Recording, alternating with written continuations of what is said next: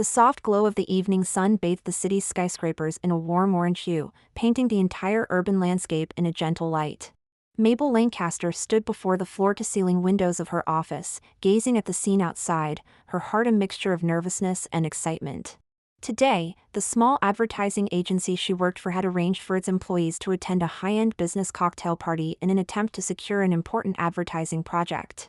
For Mabel, this was both a rare opportunity and a significant challenge. Mabel came from a modest background, with both parents being ordinary office workers and their family's financial situation far from affluent. However, she had harbored a passion for the advertising industry since childhood, dreaming of becoming an accomplished advertising professional. After graduating from university, she had managed to secure an internship at this advertising agency through her hard work and talent. To establish herself firmly within the company, she worked tirelessly every day, never missing an opportunity to learn and grow. This business cocktail party represented an excellent platform for her to showcase her abilities.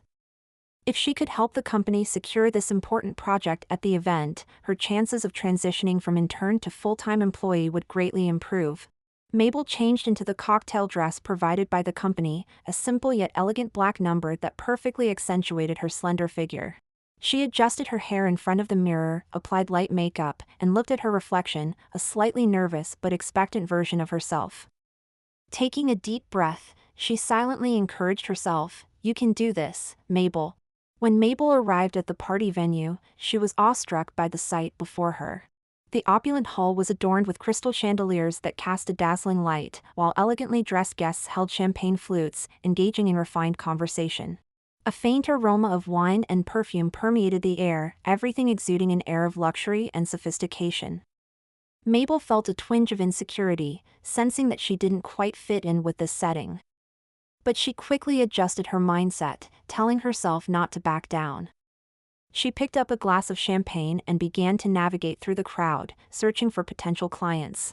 Barnaby Lockwood, the CEO of Lockwood Group, had already made a name for himself in the business world at the young age of 28. His success at such a tender age was matched by his stern countenance, his eyes exuding an innate authority and dominance. His aggressive and domineering approach to business meant few dared to cross him lightly in the corporate arena. However, early family upheavals had left him emotionally closed off, channeling all his energy into his career and showing no interest in love or marriage. Tonight, Barnaby was impeccably dressed in a tailored black suit that perfectly complemented his tall, athletic frame. He stood out in the crowd like a dazzling star, drawing everyone's gaze. Holding a glass of red wine, he conversed with several business tycoons, maintaining a faint smile that never quite reached his eyes, giving him an air of unapproachability. Mabel spotted Barnaby in the crowd, aware that Lockwood Group was the industry leader. If she could secure a partnership with them, her company's project would be all but guaranteed. Summoning her courage, she began to make her way towards Barnaby. However, just as she was about to reach him, she was suddenly bumped by someone hurrying past. The champagne glass flew from her hand, heading straight for Barnaby. With a resounding splash, the wine spilled all over Barnaby, instantly soaking his expensive suit. The surrounding guests were stunned by the sudden turn of events, all eyes turning to the scene in surprise. Barnaby's face immediately darkened, his eyes flashing with anger and a chilling coldness. He had always despised being affronted, especially at such an important event. Mabel was paralyzed with fear, the empty champagne flute slipping from her hand and shattering on the floor with a crisp crash. Her mind went blank, with only one thought echoing, "Oh no, I've really done it now." She hurriedly stepped forward, stammering, I'm so sorry, Mr. Lockwood. It was an accident." As she spoke, she frantically reached into her bag for tissues, intending to help Barnaby dry his clothes. Barnaby coldly regarded Mabel, his eyes full of disgust and disdain. He roughly pushed away her hand, saying, "Get away from me." Mabel, startled by his action, dropped the tissues she was holding. She looked up, meeting Barnaby's furious gaze, her heart filled with fear and remorse. She knew she had truly made a grave mistake this time, and her hard-earned internship was likely to be over. Just as Mabel was on the brink of despair, she inadvertently raised her head and her eyes met Barnaby's. Her panicked yet sincere gaze struck Barnaby's heart like a bolt of lightning. He felt an unfamiliar sensation stirring within him, something he hadn't experienced in a very long time. The anger that was about to erupt suddenly dissipated. He gave Mabel a long, penetrating look, then coldly said, "Be more careful next time." With that, he turned and walked away. Mabel watched Barnaby's retreating figure, her mind filled with confusion. She couldn't understand why Barnaby hadn't lashed out at her and had let her off so easily. She picked up the fallen tissues and quietly left the party. The entire way home, her mood was heavy, unsure of how to explain this incident to her company. Upon returning to the office, Mabel anxiously recounted the entire incident to her supervisor. After hearing her story, the supervisor's face darkened considerably. He berated Mabel harshly, saying she had been far too careless, not only offending the CEO of Lockwood Group but potentially costing the company this important project. Mabel kept her head down, silently absorbing her supervisor's criticism, her heart full of self-reproach and guilt. However, to Mabel's surprise, a few days later, the company received a call from Lockwood Group, expressing their willingness to collaborate on the project. Mabel and her colleagues were astonished, unable to fathom why Barnaby had suddenly changed his mind. Only Mabel had a vague feeling that it might have something to do with the incident at the cocktail party. Ever since that unexpected incident at the business cocktail party, Mabel Lancaster had been living in constant anxiety. She initially thought that Albert Somerville would let her clumsiness cost the company its chance to collaborate with the Lockwood Group, or even worse, cause her to lose this hard-earned internship. She worked cautiously in the office, her heart skipping a beat whenever she heard colleagues discussing the Lockwood Group project, fearing bad news. However, one morning a few days later, there was a sudden commotion in the office. Mabel was sitting at her desk, revising an advertising proposal on her computer when the unexpected noise caught her attention.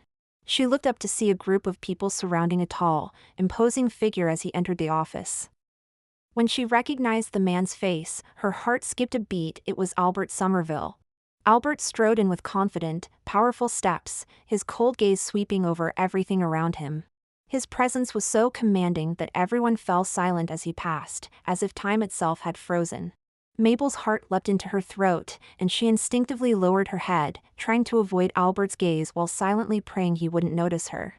"Mr. Somerville, your esteemed presence truly honors our company." Edmund Wakefield, Mabel's supervisor, approached with a broad smile, enthusiastically extending his hand to shake Albert's. Albert gave him a cool glance, shaking his hand briefly before letting go, his eyes searching the crowd. "Where is Mabel Lancaster?" Albert's voice was deep and cold, ringing clearly through the quiet office. All eyes immediately turned to Mabel, who felt like a deer caught in headlights with nowhere to hide. She reluctantly stood up, forcing an awkward smile as she said, "Mr. Somerville, I'm here." Albert's gaze fell on Mabel, a flicker of complex emotion passing through his eyes before quickly returning to their usual coldness. He walked straight towards her, each step feeling like it was treading on Mabel's heart, making her breathing quicken with nervousness. "Mr. Somerville, is there something you need from me?" Mabel gathered her courage to ask, her voice trembling slightly. Albert didn't immediately answer her question, instead looking her up and down before saying, "Regarding the collaboration project between our two companies, I've decided that you will be in charge of liaising with me." Mabel was so surprised by this statement that her eyes widened and her mouth fell open, momentarily speechless. Not just her, but her colleagues around her also wore expressions of disbelief. They never imagined that not only would Albert not reprimand Mabel for her mistake at the cocktail party, but he would actually assign her to such an important project. "Mr. Somerville, I'm afraid this might not be appropriate. Mabel is just an intern, she lacks experience. I worry she might hinder your important work," Edmund quickly interjected, trying to decline on Mabel's behalf. Albert turned his head, giving Edmund a cold look as he said, "If I say it's appropriate, then it is. Do you have any objections to my decision?" Edmund flinched under Albert's gaze, quickly waving his hands as he said, "No, of course not. Your decision is undoubtedly wise, Mr. Somerville." Mabel watched the scene unfold before her, feeling a mix of emotions. She was grateful that Albert had given her such an opportunity, but at the same time, she was worried about the work she would face. She knew Albert's domineering and forceful nature meant working with him would certainly not be an easy task. From that day forward, Mabel's life was completely disrupted. Albert frequently appeared in both her work and personal life, making various demands of her. Every morning, Mabel would receive an email from Albert detailing the day's tasks and objectives, which she was required to complete within the specified time. If Mabel showed even the slightest bit of slacking, Albert would criticize her without mercy. On one occasion, Mabel had worked late into the night to complete an urgent task Albert had assigned. The next morning, she arrived at the office with dark circles under her eyes and had just sat down to rest for a moment when Albert called. "Mabel, what's going on? Where's the market research report I asked you to prepare yesterday? Why haven't you sent it to me yet?" Albert's voice was clearly displeased. Mabel rubbed her tired eyes and said, "Mr. Somerville, I worked late last night to finish it, but I haven't had a chance to review it yet. I'll send it to you right away." "Never mind, bring the report to my office immediately." Albert hung up after saying this. Mabel sighed helplessly, grabbed the report, and hurried off to the Lockwood Group. When Mabel arrived at Albert's office, he was sitting at his desk, looking at documents with a serious expression. He looked up when Mabel entered and said coldly, "Give me the report." Mabel carefully handed over the report, then stood to the side, waiting for Albert's evaluation. Albert quickly flipped through the report, his expression growing increasingly displeased. Suddenly, he slammed the report down on the desk with a loud thwack and said, "Mabel, is this how you work? This report is full of holes, the data is inaccurate, and the analysis is shallow. Did you even put any effort into this?" Mabel was startled by Albert's sudden outburst. She said apologetically, "Mr. Somerville, I really did try my best. I worked late into the night to finish it. And I'm not very familiar with this market yet, so there might be some areas where I didn't do well enough." "Not good enough? That's no excuse. I gave you this opportunity, not for you to treat it carelessly. If you can't even handle such a simple task, what right do you have to stay on this project?" Albert's voice grew louder, his eyes filled with anger. Mabel's eyes began to well up with tears. She held them back as she said, "Mr. Somerville, I know I've made a mistake. I'll revise it right away." With that, she took the report and left Albert's office. Back at her company, Mabel sat at her desk, silently crying. She felt so wronged. She had put so much effort into this project, yet still couldn't gain Albert's approval. Her colleagues, seeing her like this, came over to comfort her. "Mabel, don't be too upset. Albert Somerville is known for being domineering and harsh." "He's like that with everyone," one colleague said. "That's right, you've already done very well. Don't put too much pressure on yourself," another colleague added. Mabel looked gratefully at her colleagues, wiped away her tears, and said, "Thank you all. I'll be fine. I'll keep trying my best." However, Albert's domineering nature wasn't limited to work. He began to interfere with Mabel's personal life as well. Once, Mabel had made plans with some friends to go to the cinema on a weekend. Just as she was about to leave, Albert called. "Mabel, where are you?" Albert asked. Mabel answered honestly, "Mr. Somerville, it's the weekend today. I made plans to go to the cinema with some friends." "The cinema? You have time for the cinema? The project is already behind schedule, don't you know that? Come to the office immediately to work overtime." Albert's tone left no room for argument. Mabel was stunned. She said, "Mr. Somerville, it's the weekend. I've been working overtime for several days in a row. Can't I have a bit of rest?" "Rest? You can rest when the project is completed. If you don't want to do it, you can leave right now." Albert hung up after saying this. Mabel stood there holding her phone, feeling angry and helpless. She didn't understand why Albert had to be so domineering and unreasonable. She wanted to refuse Albert's demands, but she was also worried about losing her job. In the end, she chose to compromise, canceling her plans with her friends and going to the office to work overtime. As time went on, the friction between Mabel and Albert increased. Every time they met, they would argue about various issues. Mabel grew increasingly resentful of Albert's domineering and forceful nature, and she even began to doubt whether she was truly capable of handling this project. However, through these repeated arguments and conflicts, Mabel gradually discovered a side of Albert that few people knew. Once, while in Albert's office, Mabel accidentally noticed a photograph on his desk. It showed a young girl with a radiant smile and eyes full of gentleness. Curiously, Mabel asked, "Mr. Somerville, who is this?" A flash of sadness passed through Albert's eyes as he gently picked up the photo and said, "This is my sister. She's passed away." Hearing this, Mabel's heart tightened, and she quickly said, "I'm sorry, Mr. Somerville. I shouldn't have asked." Albert shook his head and said, "It's all right. It's in the past. My sister's greatest wish before she died was for me to be happy, so I've always worked hard, trying to fulfill her wish." Looking at Albert, Mabel felt her resentment towards him diminish somewhat.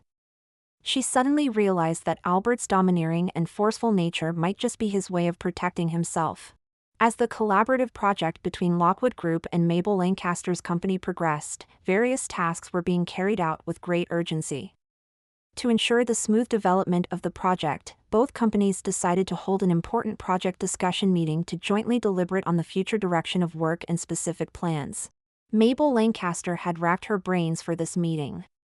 She invested a considerable amount of time and effort, delving deep into market trends and target audience preferences.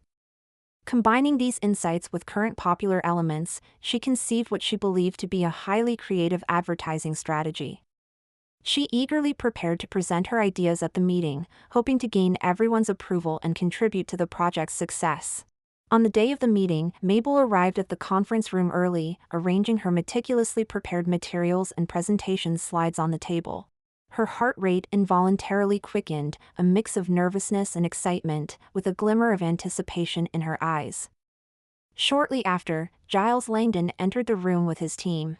Giles maintained his usual stern demeanor, his eyes exuding authority that made direct eye contact challenging. He walked straight to the head of the conference table and sat down, scanning the room before his gaze settled on Mabel. As their eyes met, Mabel felt a tremor in her heart, but she quickly composed herself and sat up straight. As the meeting commenced, team members from both sides reported on the progress of their respective responsibilities. Mabel listened attentively to each person's speech, occasionally jotting down key points in her notebook. Finally, it was Mabel's turn to speak. She took a deep breath, stood up, cleared her throat, and began confidently presenting her advertising strategy. "Ladies and gentlemen, colleagues, after extensive research and analysis, I believe we can create a unique advertisement by focusing on emotional resonance. Our target audience primarily consists of young professionals who, amidst their fast-paced lives, yearn for a sense of warmth and belonging. Therefore, I propose that our advertisement revolves around the concept of home, telling a story about strivers searching for a home in the city. Through this narrative, we can convey the value and philosophy of our product." Mabel spoke while skillfully operating the projector, showcasing her carefully crafted presentation slides. Her voice was clear and resolute, her eyes sparkling with confidence. As Mabel continued her presentation, the atmosphere in the conference room gradually became more animated. Some colleagues nodded in agreement, quietly discussing the feasibility of the proposal. Mabel, noticing their reactions, felt secretly pleased that her efforts had not been in vain. However, when her gaze fell on Giles Langdon, she found his expression unchanged, still cold and distant, with a hint of disdain in his eyes. After Mabel concluded her presentation, a round of applause filled the room. Everyone expressed appreciation for her creativity and effort, offering their own views and suggestions. However, Giles remained silent throughout, sitting quietly with his arms crossed over his chest. "Mr. Langdon, what do you think of this proposal?" Mabel mustered the courage to ask directly. Her heart was full of anticipation, hoping to gain Giles's approval. Giles looked up, glanced at Mabel, and then coldly said, "This proposal won't work. It's too idealistic. Our product is a high-end consumer good. The target audience is more concerned with quality and brand image, not this vague emotional resonance." Your idea is too naive and completely impractical. Giles's words were like a bucket of cold water, instantly extinguishing the enthusiasm in Mabel's heart. She stared at him in disbelief and said, "Mr. Langdon, I don't understand why you say that. I've done extensive market research, and this proposal is based on the needs and preferences of our target audience. I believe emotional resonance is a crucial factor in touching consumers." Market research? What can your little bit of research prove? You think you understand the market? You're too presumptuous. Giles's voice rose slightly, his eyes flashing with anger. I'm presumptuous? Do you know how much effort I've put into this proposal? You've rejected my idea without even giving it serious consideration. That's not fair. Mabel retorted emotionally, unwilling to back down. Fair? In the business world, there's only success and failure, no fairness to speak of. Your proposal doesn't align with our project positioning, so it's simply not acceptable. Giles slammed his hand on the table and stood up, looking down at Mabel. The argument between the two instantly created a tense atmosphere in the conference room. Other colleagues dared not speak, silently watching the scene unfold, hardly daring to breathe. Seeing the situation, Mabel's superior, Edmund Wakefield, quickly stepped in to mediate. "Mr. Langdon, Mabel, let's all calm down. We can discuss any issues amicably. While Mabel's proposal might be a bit immature, it does have some merits. We could discuss it further. There's nothing to discuss. My decision won't change. If she can't understand even this much, she's not fit to be part of this project." With that, Giles turned and left the conference room. Mabel stood rooted to the spot, tears welling up in her eyes. She felt deeply wronged. The proposal she had worked so hard on was casually dismissed by Giles, and she had even been humiliated. Back at the company, Mabel's mood hit rock bottom. She shut herself in her office, crying silently. She began to doubt her abilities, wondering if she was truly unsuitable for this project. Upon learning of the incident, her colleagues came to console her. "Mabel, don't be too upset. Giles Langdon is just too stubborn, unwilling to listen to others' opinions. Your proposal was really good, he's the one lacking vision," one colleague said. "That's right, you've done a great job. Don't let his words make you doubt yourself. We all support you," another colleague added. Mabel looked gratefully at her colleagues, wiped away her tears, and said, "Thank you all. I'll be fine. I just feel very frustrated. I really wanted to contribute something to this project." However, this argument had a significant impact on the project's progress. Due to the conflict between Giles and Mabel, both teams developed disagreements and barriers in their work.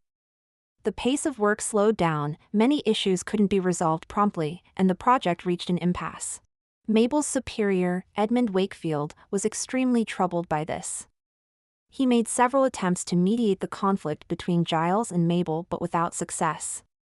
Giles still insisted on his viewpoint, scoffing at Mabel's proposal, while Mabel was unwilling to easily give up her ideas, believing her proposal had value that Giles had failed to see. In the days that followed, Mabel and Giles had no further contact. They each led their own teams, working according to their own ideas. But this approach didn't advance the project, instead, it led to more problems. Communication between the two teams became increasingly difficult, and work efficiency greatly decreased. Seeing the project fall into such a predicament, Mabel felt very anxious. She knew that if this continued, the project would likely fail. She began to reflect on her own behavior, feeling that her performance in the meeting might have been a bit impulsive, not considering Giles's feelings. She decided to take the initiative to talk to Giles, hoping to resolve the conflict between them and get the project back on track. So, Mabel gathered her courage and sent Giles a text message, asking to meet. Giles quickly replied, agreeing to her request. They arranged to meet at a cafe. When Mabel arrived at the cafe, Giles was already seated. He saw Mabel enter and nodded slightly, gesturing for her to sit down. Mabel sat opposite Giles, took a deep breath, and said, "Mr. Langdon, I asked to meet you today because I wanted to have a proper conversation with you. I know I was a bit impulsive at the last meeting and spoke inappropriately. I apologize for that. However, I still believe my proposal has some feasibility, and I hope you'll reconsider it.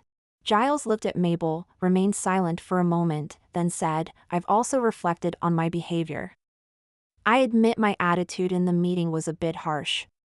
But your proposal does have some issues, and I can't let your personal ideas affect the progress of the entire project. I understand, Mr. Langdon. I know my proposal might need further refinement. But I hope we can discuss it together and find a better solution.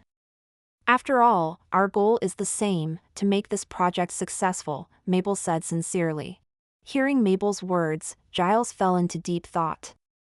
After a while, he looked up at Mabel and said, All right, I'll give you another chance. Go back and revise your proposal, then we'll discuss it together.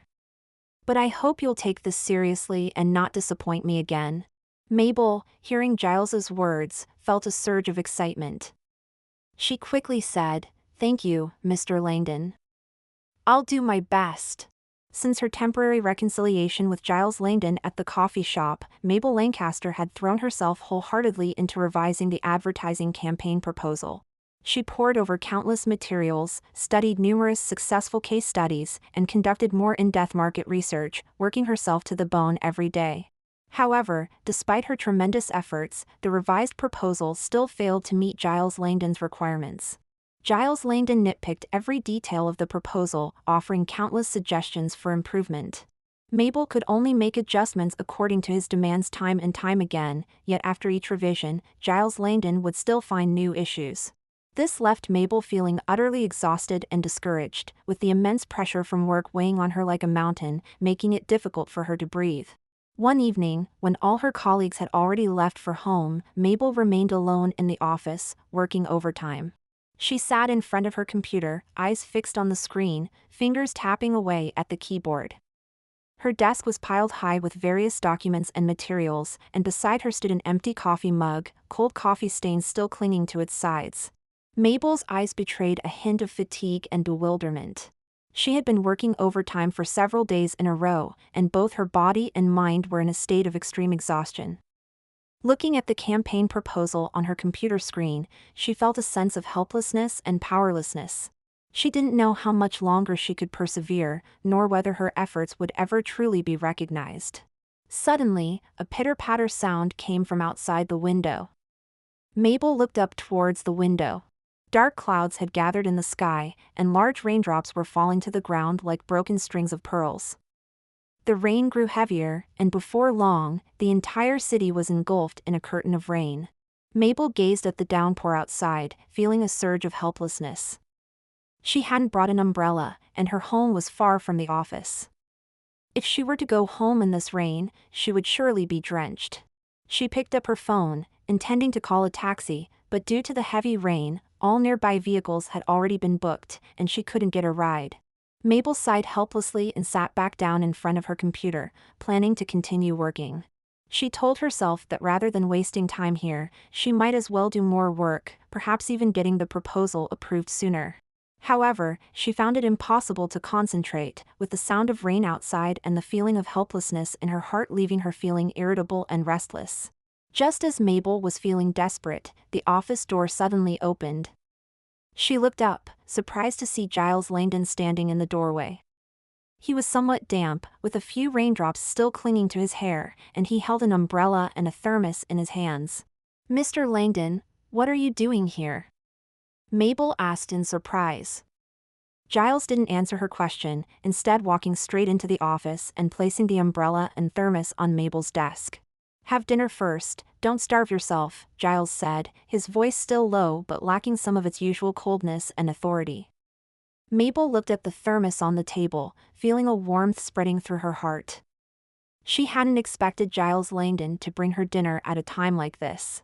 "Thank you, Mr. Langdon." "How did you know I hadn't eaten yet?"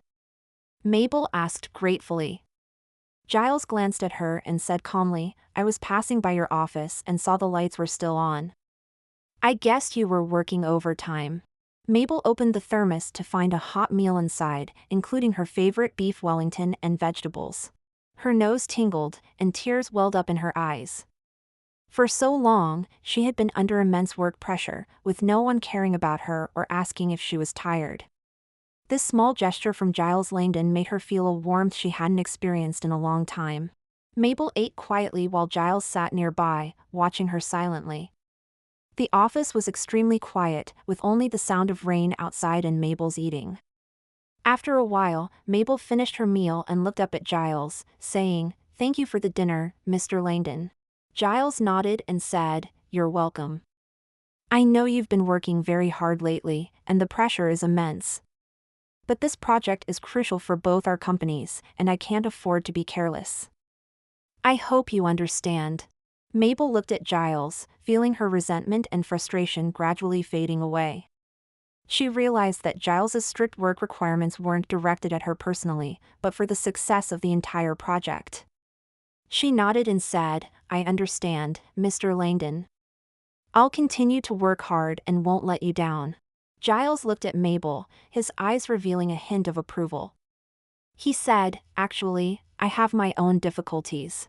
The Lockwood Group has many enemies in the business world, and every project is crucial to the company's survival. I must maintain a strong and domineering stance to protect the company and the family business. Sometimes, my attitude may seem harsh, but that's not my intention." Hearing Giles's words, Mabel's perception of him began to change. She had always thought of him as a cold-hearted and autocratic person, but she never realized he carried so much pressure and helplessness behind his facade.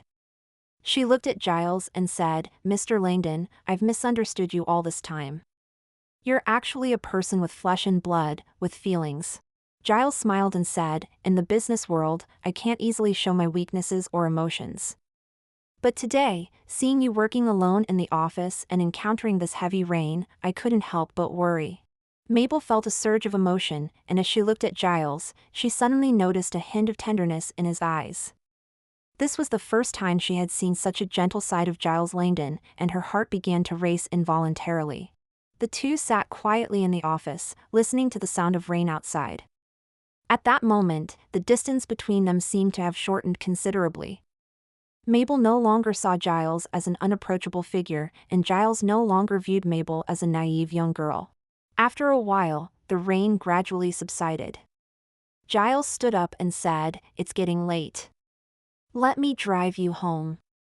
Mabel nodded, picked up the umbrella Giles had brought, and left the office with him.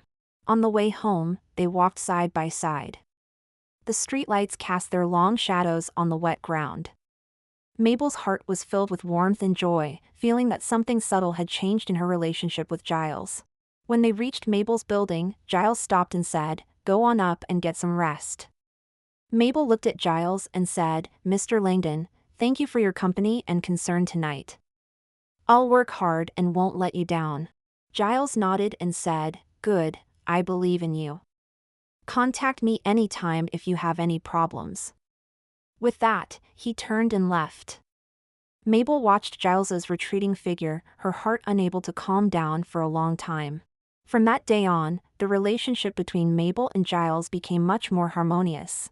Their collaboration at work became increasingly seamless, with Giles offering constructive feedback on Mabel's proposals, helping her to continually improve them.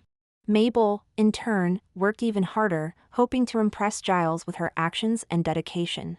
To further advance the project, Barnaby Sterling decided to lead the team on a field trip to another city. The aim was to gain a deeper understanding of the local market environment and consumer habits, gathering more first-hand information for the project's subsequent development. Mabel Lancaster, as a core member of the project, was naturally among the accompanying personnel. On the morning of departure, the sun shone brightly with a gentle breeze.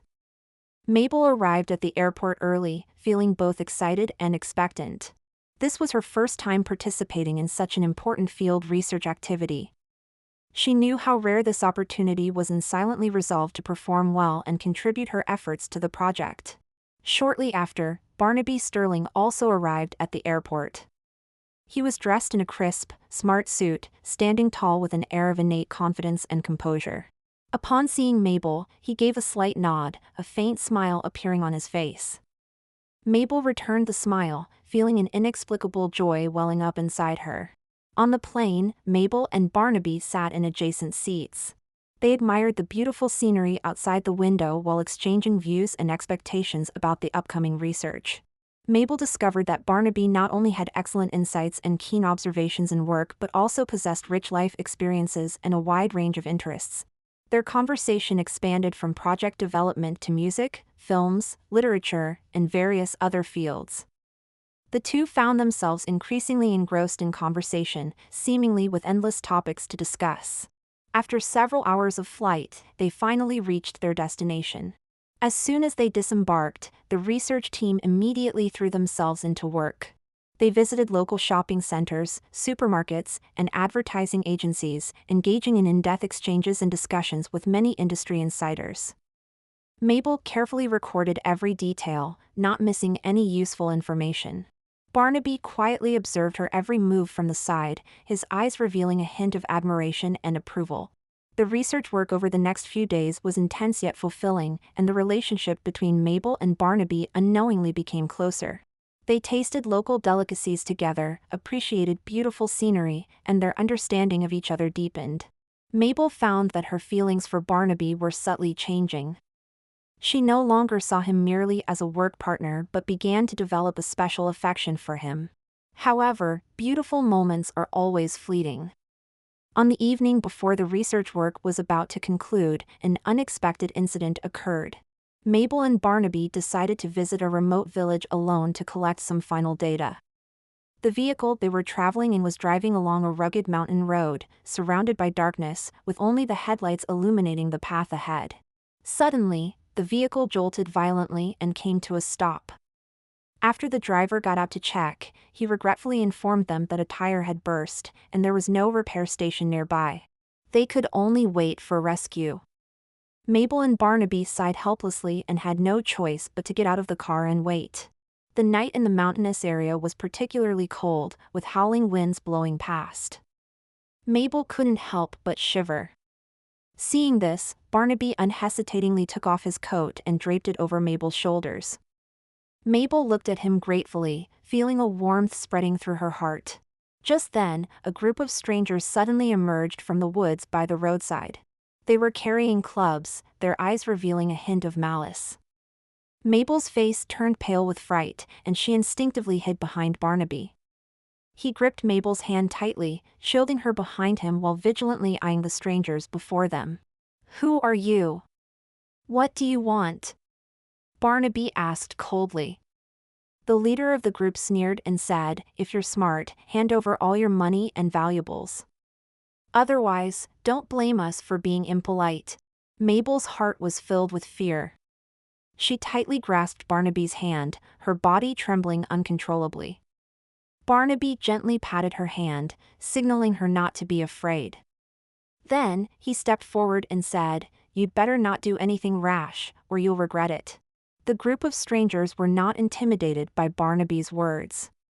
They brandished their clubs, slowly advancing towards Barnaby and Mabel. Seeing this, Barnaby quickly picked up a wooden stick from the ground, preparing to fight them.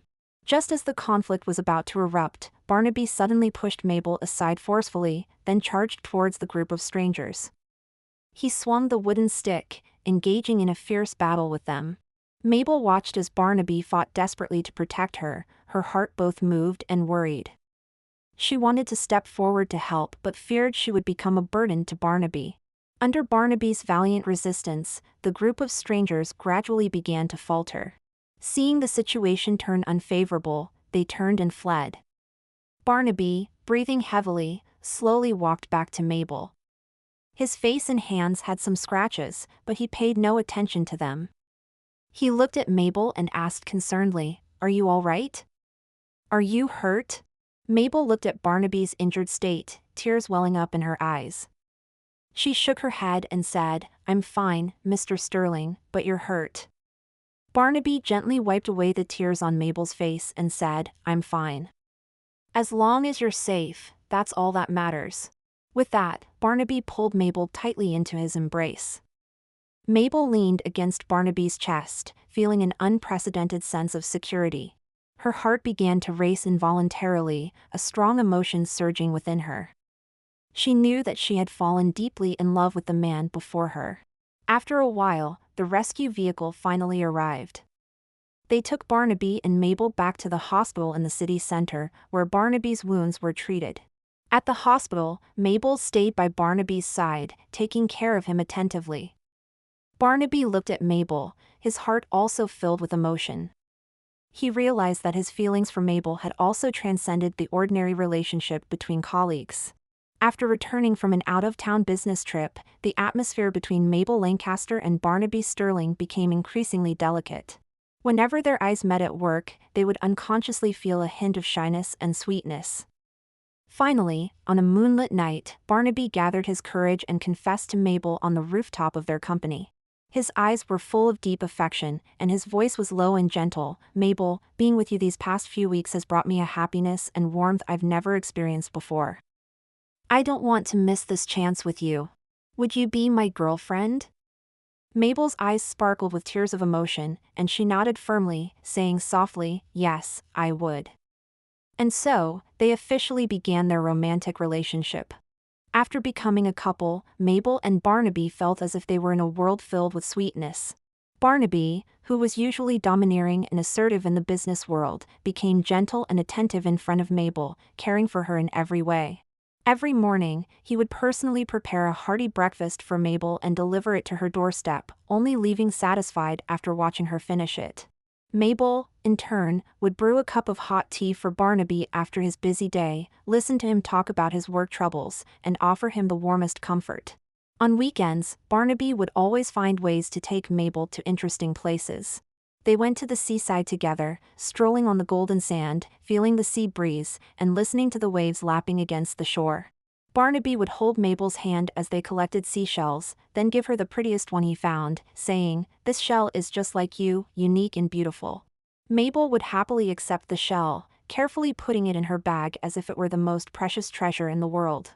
They also went to an amusement park together, where Barnaby accompanied Mabel on roller coasters, the Ferris wheel, and the merry-go-round. On the roller coaster, Mabel clung tightly to Barnaby's hand, screaming loudly. Barnaby held her close, whispering, "Don't be afraid, I'm here." When they sat at the highest point of the Ferris wheel, Barnaby gently kissed Mabel's forehead and said, "I hope our love will always stay at its peak, just like this Ferris wheel." Mabel leaned into Barnaby's embrace, smiling happily. Besides visiting these fun places, Barnaby would also fulfill Mabel's various wishes. Mabel had always dreamed of seeing a grand meteor shower, and when Barnaby found out, he arranged everything in advance. On a clear night, he took Mabel to a hilltop far from the city's hustle and bustle. They lay on the grass, gazing up at the starry sky, quietly waiting for the meteor shower to begin. Soon, meteors streaked across the night sky, like brilliant flashes of light. Mabel sat up excitedly, clasped her hands together, closed her eyes, and silently made a wish. Barnaby, looking at Mabel's pure and adorable expression, felt his heart fill with love. He gently embraced her and said, "Whatever your wish is, I'll do my best to make it come true." During this sweet time, Mabel felt Barnaby's sincerity towards her.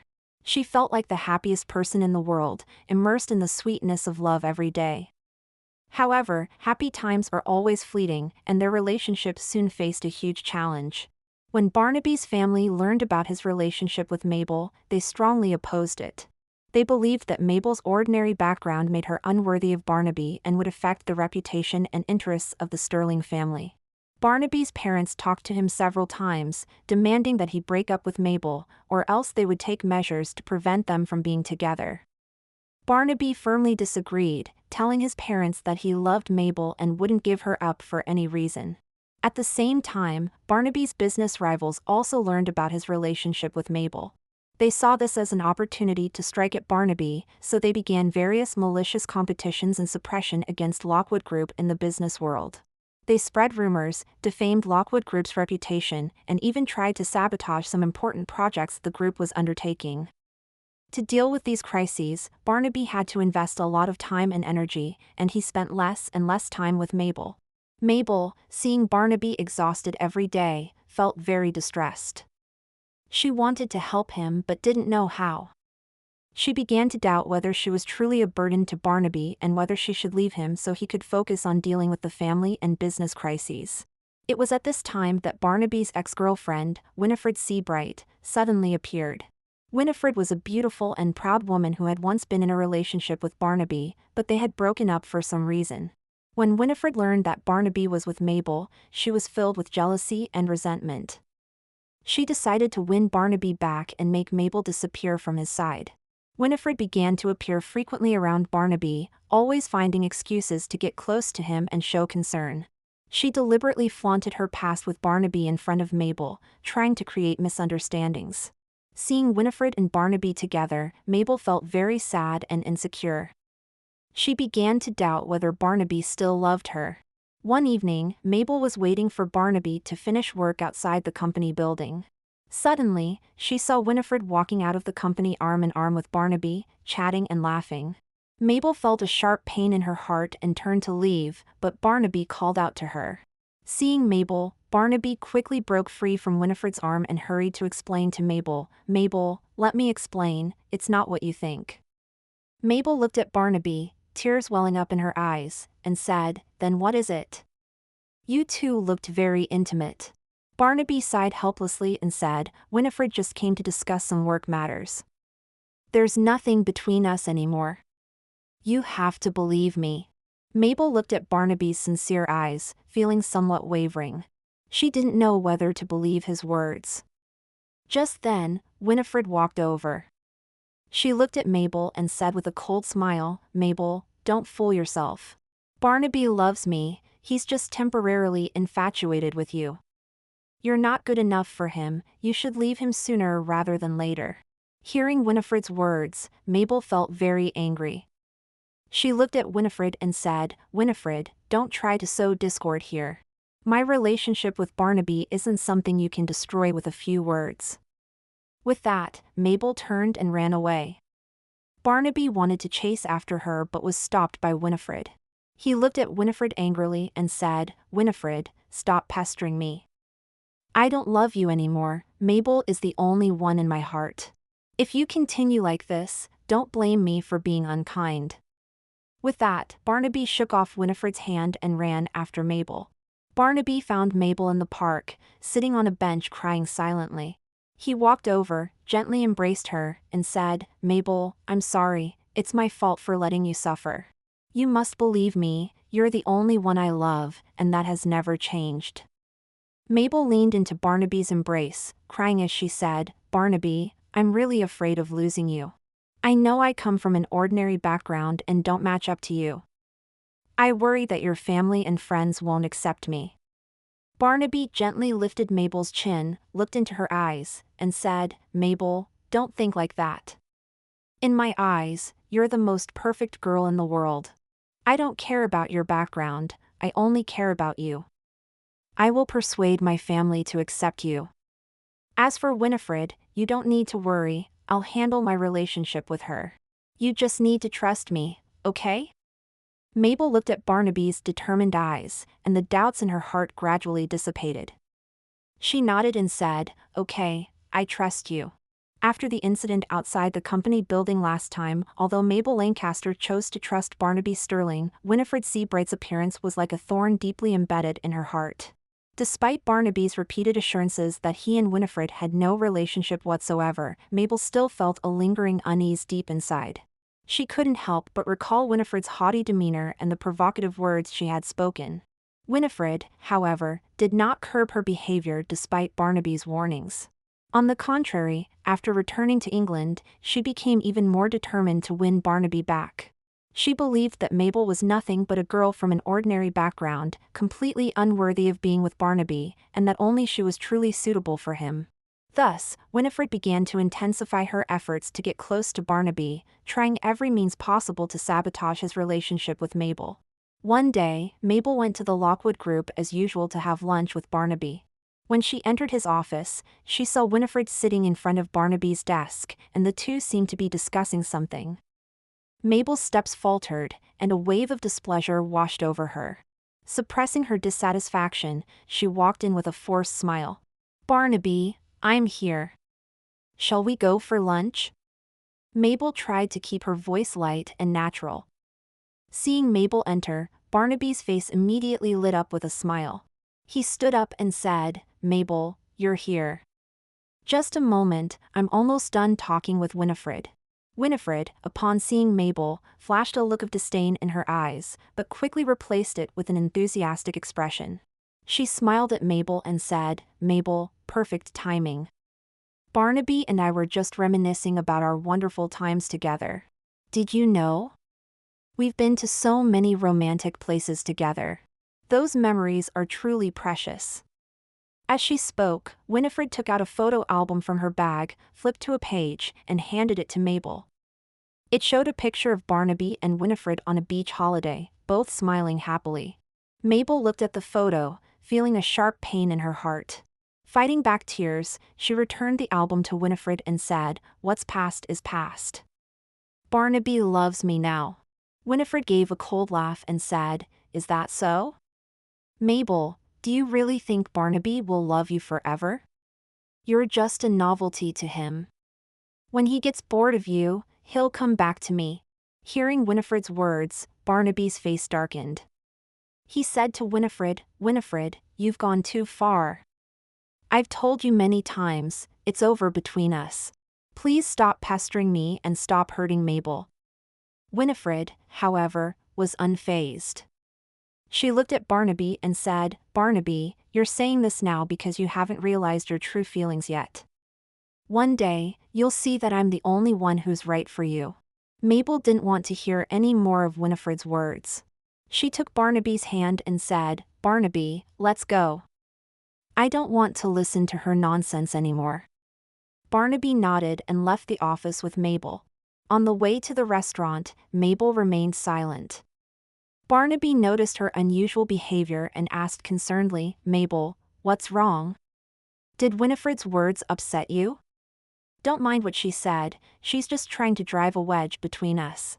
Mabel looked up at Barnaby, her eyes glistening with tears, and said, "Barnaby, I know you love me, but I can't help worrying. Winifred is so accomplished, and you have so many beautiful memories with her. I'm afraid that one day you might leave me." Barnaby gently embraced Mabel and said, "Mabel, don't overthink it. You're unique in my heart, and no one can replace you.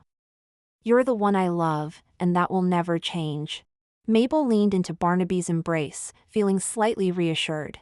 However, Winifred's disruptive actions didn't stop there. She began spreading rumors about Mabel among Barnaby's friends and colleagues, saying that Mabel was a gold digger who was only with Barnaby for his money. These rumors soon reached Barnaby's ears, making him furious. One evening, Barnaby received a call from a friend who said, "Barnaby, you'd better be careful. I've heard that your girlfriend Mabel is only with you for your money. Don't let her fool you." Barnaby, hearing this, became very angry and replied, "Don't listen to those rumors. It's all Winifred's doing behind my back. Mabel isn't that kind of person. I trust her." After hanging up, Barnaby's mood became very heavy. He knew that Winifred's behavior had seriously affected his relationship with Mabel. He decided to have a serious talk with Winifred to make her stop this destructive behavior once and for all. The next day, Barnaby arranged to meet Winifred at a cafe. When Winifred saw Barnaby, a smug smile appeared on her face. Thinking Barnaby had a change of heart, she said, "Barnaby, I knew you'd come to find me. You've finally come to your senses, haven't you?" Barnaby looked at Winifred coldly and said, "Winifred, don't flatter yourself. I'm here today to tell you to stop trying to ruin my relationship with Mabel. Your behavior is really out of line, and I've had enough." Hearing Barnaby's words, Winifred's face fell. She said, "Barnaby, why are you treating me like this? Everything I do is because I love you. I can't bear to see you with that woman. She's not good enough for you." Barnaby shook his head and said, "Winifred, love can't be forced. I don't love you anymore, and you should learn to let go. What you're doing is not only hurting Mabel but also yourself." Winifred looked at Barnaby, her eyes filled with resentment. She said, "Fine, Barnaby Sterling. Since you're so heartless, I won't let you off easy either. I'll make you regret this." With that, Winifred stood up and stormed out of the cafe. Barnaby watched Winifred's retreating figure, feeling quite helpless. He knew that Winifred wouldn't give up easily, and his relationship with Mabel would face even more challenges. After returning to the office, Barnaby told Mabel about his meeting with Winifred. Mabel listened, feeling both touched and worried. She was moved by Barnaby's trust and support but worried that Winifred's revenge would become increasingly intense. Sure enough, it wasn't long before Winifred came up with a new way to sabotage Barnaby and Mabel's relationship. She found one of Mabel's university classmates and offered her money to fabricate some negative stories about Barnaby in front of Mabel, claiming that Barnaby was involved with other women. Unable to resist the temptation of money, Mabel's classmate agreed to Winifred's request. One day, during a reunion with her university friends, Mabel's classmate deliberately brought up Barnaby. She said to Mabel, "Mabel, I've heard that your boyfriend Barnaby Sterling is involved with other women. Did you know about this?" Mabel was shocked and replied, "What are you saying? That's impossible. Barnaby isn't that kind of person." The classmate put on a concerned face and said, "Mabel, I'm just telling you what I've heard. Don't let him fool you. Men can't be trusted. You should be more cautious." Hearing her classmate's words, Mabel began to waver. She recalled Winifred's various actions over the past few months and the rumors about her and Barnaby. She started to doubt whether Barnaby truly loved her as much as she thought. After returning home, Mabel's mood became very low. She lay in bed, tossing and turning, unable to sleep. Noticing Mabel's unusual behavior, Barnaby asked concernedly, "Mabel, what's wrong? Did something happen?" Mabel looked at Barnaby, hesitated for a moment, and then told him what her classmate had said. Barnaby was furious upon hearing this. He said, "Mabel, don't believe those rumors. This must be Winifred's doing again. My feelings for you are genuine. How could I possibly be involved with other women?" Mabel looked at Barnaby, her eyes glistening with tears, and said, "Barnaby, I really want to believe you, but I'm so confused right now. I don't know what to do." Barnaby gently embraced Mabel and said, "Mabel, you have to trust me. Our relationship has been through so many trials, and we can definitely overcome these difficulties. Don't let Winifred's tactics defeat us." The relationship between Barnaby Sterling and Mabel Lancaster had reached an impasse due to Winifred Seabright's constant interference. At this critical juncture, the Lockwood Group faced an unprecedented crisis. Competitors in the business world had secretly colluded to orchestrate a hostile takeover of Lockwood Group's shares. In an instant, the company's stock price plummeted like a roller coaster, causing panic and anxiety among the employees. When Barnaby learned of this news, he was thunderstruck. He knew the severity of the crisis. If effective measures weren't taken promptly, Lockwood Group could face bankruptcy, and years of hard work and dedication would be wasted. He immediately summoned the company's senior management for an emergency meeting to discuss countermeasures. The meeting lasted from daylight until late into the night, with various proposals put forward, each carrying its own risks and uncertainties. Barnaby's brow furrowed, his eyes betraying exhaustion and anxiety. From that point on, Barnaby arrived at the office early each day and worked until late at night. He rushed about, communicating and negotiating with banks, partners, and shareholders in an attempt to raise funds and stabilize the company's stock price. His phone rang incessantly, each call potentially determining the company's fate. His life became entirely consumed by work, leaving little time for personal matters. Mabel watched Barnaby's increasingly haggard appearance and weary figure with a heavy heart. She knew he was under immense pressure and wanted to share his burden, but didn't know how to help. She tried to comfort him, offering encouragement and support, but each time she saw his focused yet exhausted gaze, she hesitated to disturb him. One evening, Mabel prepared dinner as usual, waiting for Barnaby to return home. However, after reheating the food several times, he still hadn't arrived. Mabel called him only to hear his tired voice on the other end. "Mabel, I'm still working at the office. I probably won't make it back tonight. Don't wait for me, have dinner yourself." Hearing his words, Mabel felt a wave of disappointment. She hung up silently, looking at the table full of food as tears began to fall. As time passed, communication between Barnaby and Mabel dwindled. They sometimes went days without seeing each other, only exchanging brief conversations over the phone or text. Mabel felt the distance between them growing, and her anxiety and worry intensified. She began to doubt whether Barnaby had neglected her due to work and whether their relationship could withstand this crisis. At this crucial moment, Winifred seized the opportunity to frequently appear by Barnaby's side. Upon learning of Lockwood Group's crisis, she feigned concern, bringing Barnaby coffee and snacks daily, and sitting beside him as he worked late into the night. She showered him with attention, appearing considerate and gentle. One day, Mabel could no longer bear it and decided to visit Barnaby at Lockwood Group. When she entered his office, she found Winifred sitting next to him, both hunched over a document. Winifred's hand rested lightly on Barnaby's arm, a tender smile on her face. Anger surged within Mabel, and she exclaimed, "Winifred, what are you doing?" Barnaby and Winifred looked up at the sound. Seeing Mabel, Barnaby's face showed surprise and guilt. He said, "Mabel, why are you here?" Mabel, her eyes glistening with tears, replied, "Why am I here? Look at what you're doing. The company is in crisis, and instead of focusing on solving problems, you're here canoodling with Winifred." Hearing Mabel's words, Winifred smirked and said, "Mabel, don't misunderstand. I'm just helping Barnaby with work issues. Look at yourself, when Barnaby needs help the most, you can't do anything. You're not fit to be his girlfriend." Mabel's anger intensified at Winifred's words.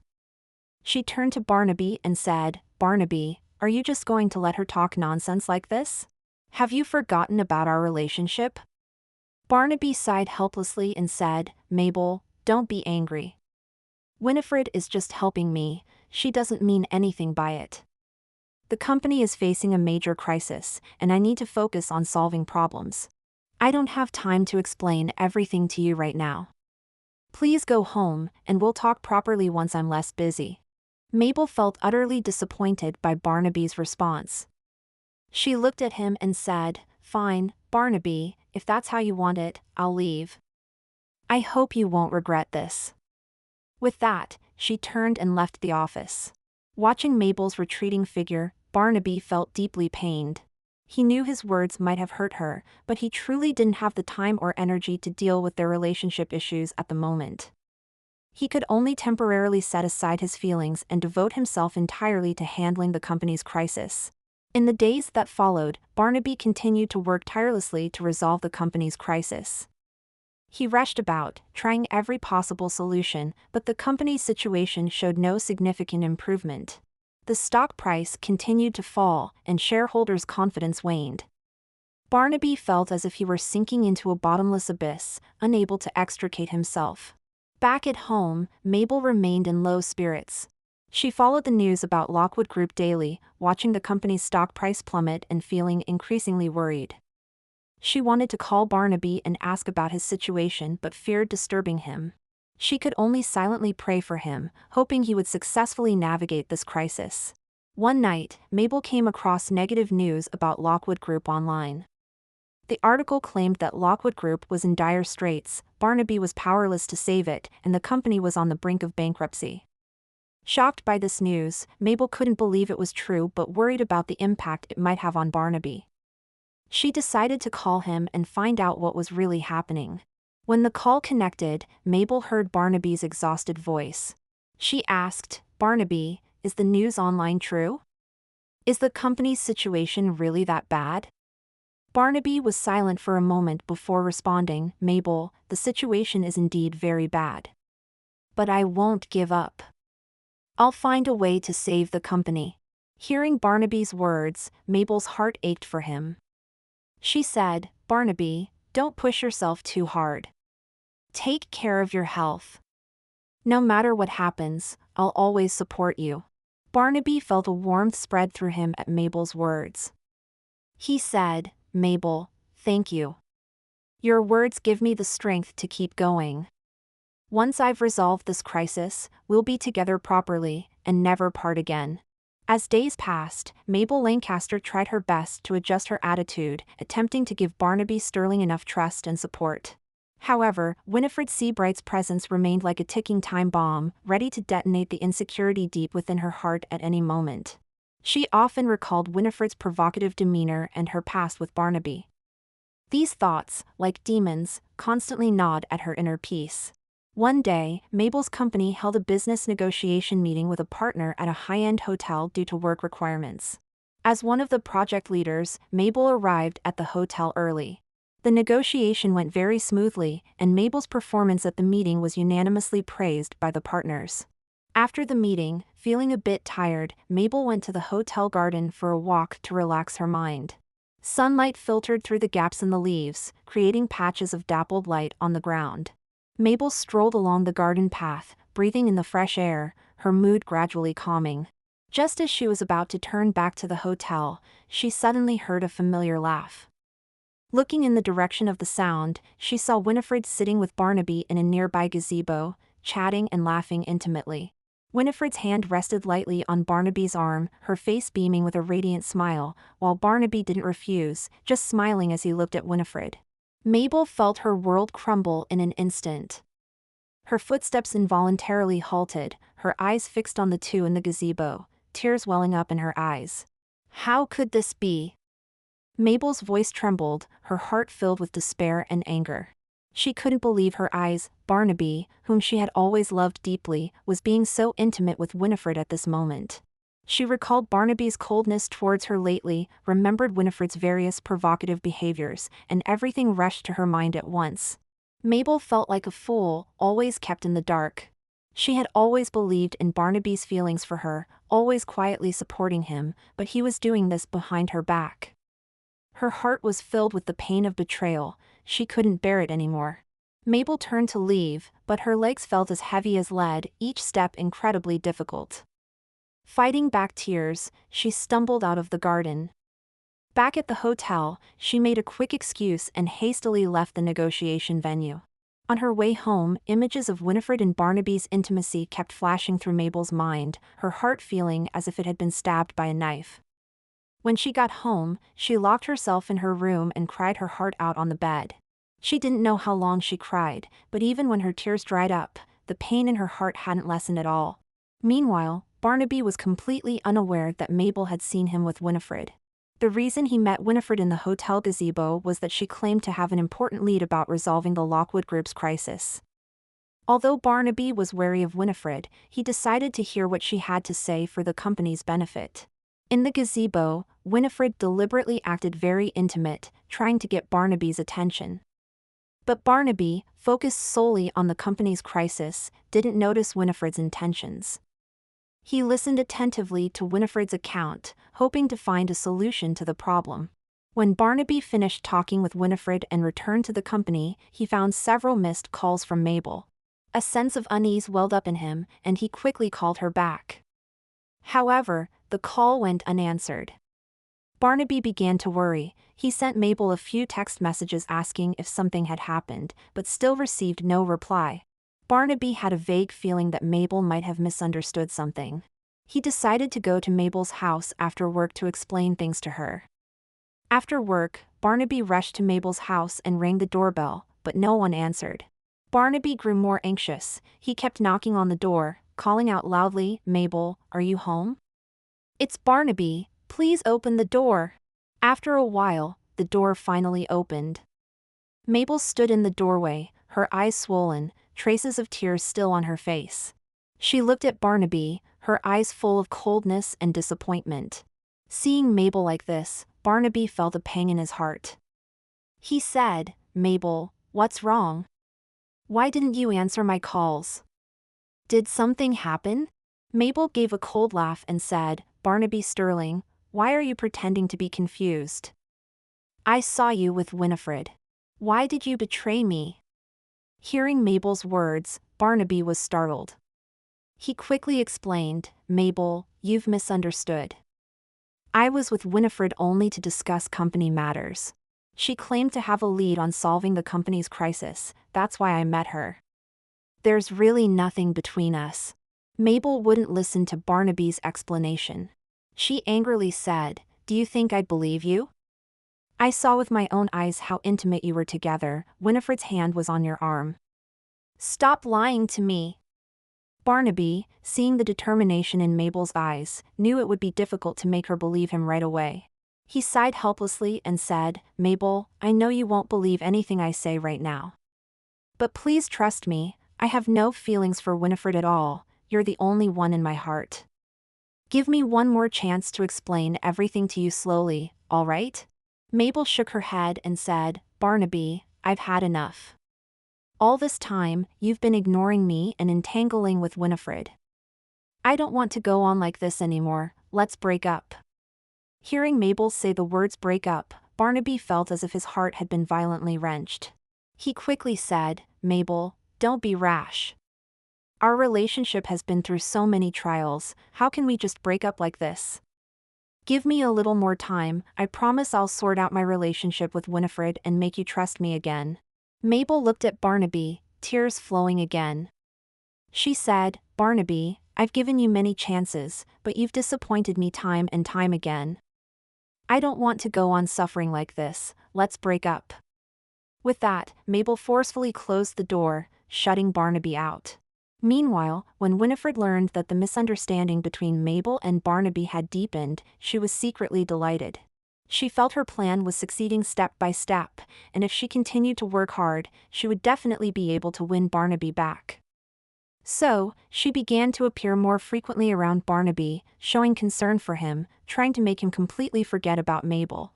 The crisis at Lockwood Group had reached a critical point. The stock price was plummeting, shareholders were demanding to withdraw their investments, and panic was spreading among the employees. Barnaby Sterling, suppressing his inner turmoil, threw himself entirely into the company's affairs. He worked tirelessly day and night, rushing from one place to another, negotiating with major banks and business partners in an attempt to raise funds and stabilize the company's situation. Amidst his busy schedule, Barnaby hadn't forgotten to search for evidence to prove his innocence and clear up Mabel Lancaster's misunderstanding. He secretly hired a private investigator to look into Winifred Seabright's every move. He firmly believed that Winifred's actions must be hiding some unspeakable secrets, and if he could find the evidence, he could make Mabel believe his words. After a period of effort, Barnaby finally found some crucial clues. The private investigator discovered that Winifred, in order to sabotage his relationship with Mabel, had not only bribed Mabel's university classmates but also instructed others to spread negative information about Lockwood Group online, attempting to further disrupt the company's situation. When Barnaby obtained this evidence, he felt both angry and excited. He knew it was time to reveal the truth to Mabel. Meanwhile, Barnaby had also made some progress in handling the company crisis. With his business acumen and tenacious willpower, he persuaded some important shareholders to temporarily abandon their plans to withdraw investments. He also reached a cooperation agreement with a powerful investment company, successfully obtaining a huge amount of funding, injecting new vitality into Lockwood Group. With the injection of funds and internal restructuring, Lockwood Group's stock price gradually stabilized, and the company's business began to return to normal. Barnaby finally breathed a sigh of relief, knowing that the company's crisis had been temporarily alleviated. Now, his most important task was to win back Mabel's heart. Barnaby carefully chose a day and brought the evidence to Mabel's company. Since their breakup, Mabel had shut herself off, throwing herself completely into work, trying to numb herself with busyness. When she saw Barnaby appear at the company entrance, her heart couldn't help but tremble, but she still tried to maintain a cold expression. "Mabel, I want to talk to you." Barnaby's voice carried a hint of fatigue, but his eyes were full of determination. Mabel hesitated for a moment but eventually followed Barnaby to a nearby cafe. In the cafe, Barnaby laid out all the collected evidence in front of Mabel, explaining the course of events in detail. He told Mabel that Winifred, in order to win him back, had resorted to all means to create misunderstandings and tried to destroy their relationship. His meeting with Winifred in the hotel gazebo was only to hear her so-called clues to solve the company crisis, and he never had any inappropriate intentions towards her. Looking at the evidence in Barnaby's hands, the doubts in Mabel's heart began to gradually dissipate. She remembered all the care and protection Barnaby had given her, and the beautiful times they had spent together. She realized that she might have really misunderstood Barnaby. Mabel, I know I've caused you a lot of pain, but please believe me, my feelings for you have never changed. Barnaby looked at Mabel, tears glistening in his eyes. You are the most important person in my life. Without you, my life loses its meaning. Please give me another chance to make up for my mistakes. Listening to Barnaby's words, Mabel couldn't help but let her tears fall. The resentment and anger in her heart dissipated at this moment, replaced by deep guilt and emotion. She knew that she had always loved Barnaby deeply and had never truly let him go. Barnaby, I'm sorry, I was wrong to doubt you, Mabel said chokingly. I should have believed you, but I was blinded by Winifred's words. Barnaby gently held Mabel's hand and said, Mabel, it's not your fault. I didn't handle my relationship with Winifred properly, causing you to be hurt. From now on, I won't let such things happen again. The two embraced tightly, all misunderstandings and barriers dissolving in that moment. They finally resolved their issues and reconciled. From then on, Barnaby and Mabel's relationship became even stronger. They faced various difficulties and challenges in life together, supporting and encouraging each other. As time passed, Lockwood Group, under Barnaby's leadership, gradually emerged from the crisis and regained its former glory. The company's performance soared, becoming a leader in the industry. Barnaby and Mabel's relationship also grew sweeter. They had weathered storms together and cherished their love even more. One evening, Barnaby took Mabel to the place where they had their first date, the seaside. Moonlight shimmered on the sea surface, creating a breathtakingly beautiful scene. Barnaby held Mabel's hand as they strolled along the beach, his heart filled with happiness and joy. Suddenly, Barnaby stopped. He turned around and looked at Mabel lovingly. He took out an exquisite box from his pocket and slowly opened it, revealing a sparkling diamond ring inside. Mabel, from the moment we met, I knew you were the one I was meant to find in this life. We've been through so many difficulties and challenges together, and each setback has only made our love stronger. I want to spend every day of our future together, through rain or shine. Will you marry me? Barnaby knelt on one knee, his eyes full of anticipation. Mabel looked at Barnaby, tears blurring her vision. She nodded vigorously and said, Yes, I will. Barnaby excitedly stood up, placed the diamond ring on Mabel's finger, and then hugged her tightly.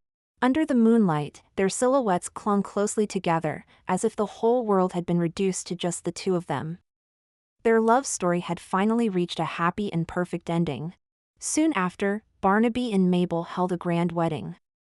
The wedding venue was beautifully decorated, and friends and family came to offer their blessings.